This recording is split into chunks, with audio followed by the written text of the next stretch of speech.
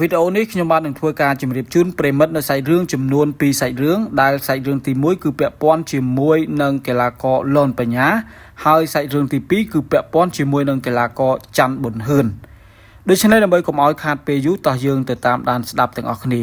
យើងចូលសាច់រឿងទី1សិនគឺពាក់ព័ន្ធជាមួយនឹងកីឡាករលនបញ្ញាបងប្អូនច្បាស់ជាស្គាល់ហើយជាកីឡាករជើងខ្លាំងលំដាប់ជួរមុខស្រុកខ្មែរមួយរូបដែរក្នុងប្រភេទអាចនិយាយបានថាជាប្រភេទគីឡូធ្ងន់ហើយបាទសម្រាប់កីឡាករលនបញ្ញាបច្ចុប្បន្ននេះបងប្អូនបាទ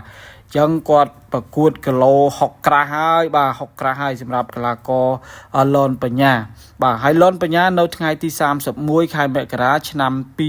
2026នៅខាងមុខនេះបាទនិយាយទៅស្អែកហើយបងប្អូនបាទនៅទីតាំងស្រុកបាត់ទីខេត្តតាកែវបាទជាងការមានការរៀបចំឲ្យប្រកួតដណ្ដើមខ្សែក្រវ៉ាត់ ISKA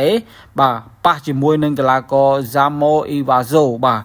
កីឡាករ Zamo Iwazo នេះក៏ជាកីឡាករថ្មីដែរដូចជាមិនដែលប៉ះ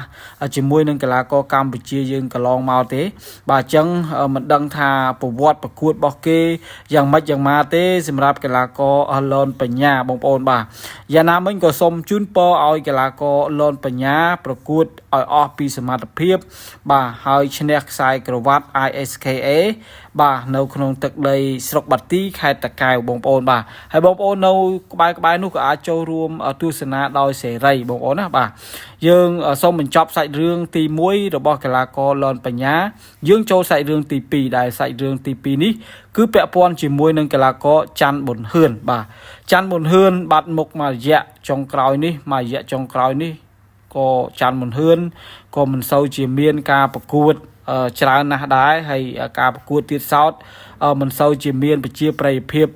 ផ្ទុះខ្លាំងទេសម្រាប់កីឡាករច័ន្ទប៊ុនហឿនអញ្ចឹងនេះក៏ជាឱកាសមួយសម្រាប់កីឡាករច័ន្ទប៊ុនហឿនក្នុងការស្ដារមុខមាត់ស្ដារកេរ្តិ៍ឈ្មោះស្ដារប្រជាប្រិយភាពមកវិញបាទសម្រាប់កីឡាករច័ន្ទប៊ុនហឿនបាទបច្ចុប្បន្ននេះកីឡាករណាដែលគេថាមានប្រជាប្រិយភាពខ្លាំងអ្នកដែលល្បីខ្លាំងបាទគឺកើបលុយហើយបាទគឺកើបលុយហើយបងប្អូនការប្រកួតថាតម្លៃខ្លួនមិនធម្មតាទេបាទអាចថាគួរសមបាទតម្លៃខ្លួនប៉ុន្តែប្រាក់ឧបត្ថម្ភក៏ដូចជាប្រាក់រង្វាន់លើកទឹកចិត្តនៅក្នុងការប្រកួតធំដូចទៅដើមខ្សែក្រវ៉ាត់ទៅដើមលុយធំដើមពៀនអីបងប្អូនឃើញហើយសឹប KK បងប្អូនបាទ KK តែម្ដងឲ្យតែថាធ្វើបានល្អធ្វើឲ្យប្រជាប្រិយភាពរបស់ខ្លួនមានការចាប់អារម្មណ៍ពីបងប្អូន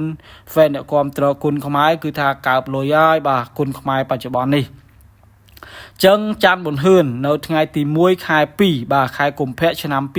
2026ខាងមុខនេះចាប់ពីវេលាម៉ោង6យប់តទៅនៅស្ថានីយទូរទស្សន៍បាយ័នស្ទឹងមានជ័យនឹងត្រូវប៉ះជាមួយនឹងកីឡាករអេរ៉ង់បាទគឺកីឡាករសាហ៊ូគីសារៀនបាទហើយការប្រកួតនេះគឺជាការប្រកួតលក្ខណៈមិត្តភាពទេបងប្អូនបាទអូយទាំងច័ន្ទប៊ុនហឿនទាំងកីឡាករលនបញ្ញាសិតតាជាកីឡាករលំដាប់បោះកម្ពុជាយើងបាទល្បីតាំងពីអំឡុងកូវីដមកបងប្អូនឃើញហើយបាទកីឡាករទាំងលនបញ្ញាប្រជាប្រិយភាពគាត់អត់ងាយធ្លាក់ទេបងប្អូនបាទគ្រាន់តែថាមិនផ្ទុះខ្លាំងប៉ុន្តែរឿងធ្លាក់អត់ធ្លាក់ទេបាទតែច័ន្ទប៊ុនហឿនបាទមានឡើងមានចុះគួរឲ្យកត់សម្គាល់ខ្លាំងមែនតើសម្រាប់កីឡាករច័ន្ទប៊ុនហឿនណាបាទអញ្ចឹងបើសិនជាគាត់ធ្វើបានល្អនៅក្នុងការប្រកួតជាមួយនឹងកីឡាករសាហ៊ូគីសារៀនខ្ញុំជឿថាបើសិនជាគាត់ធម្មតាច័ន្ទប៊ុនហឿនបងប្អូនឃើញហើយការប្រកួតគាត់ជាក់ស្ដែងបាទចាញ់ឈ្នះគឺថាល្អមើលបាទមែនតើទៅចាញ់ឈ្នះភាគច្រើនគាត់ស្ទើរតែចាញ់ឈ្នះដោយសន្លប់ច្រើនមែនតើសម្រាប់កីឡាករច័ន្ទប៊ុនហឿនការប្រកួតបែបនេះគឺជា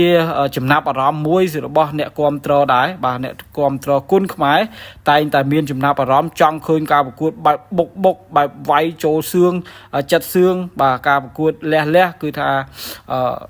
ពួកគាត់ចូលចិត្តអញ្ចឹងវីដេអូនេះសូមបញ្ចប់តែប៉ុណ្ណេះសូមអរគុណសូមជម្រាបលា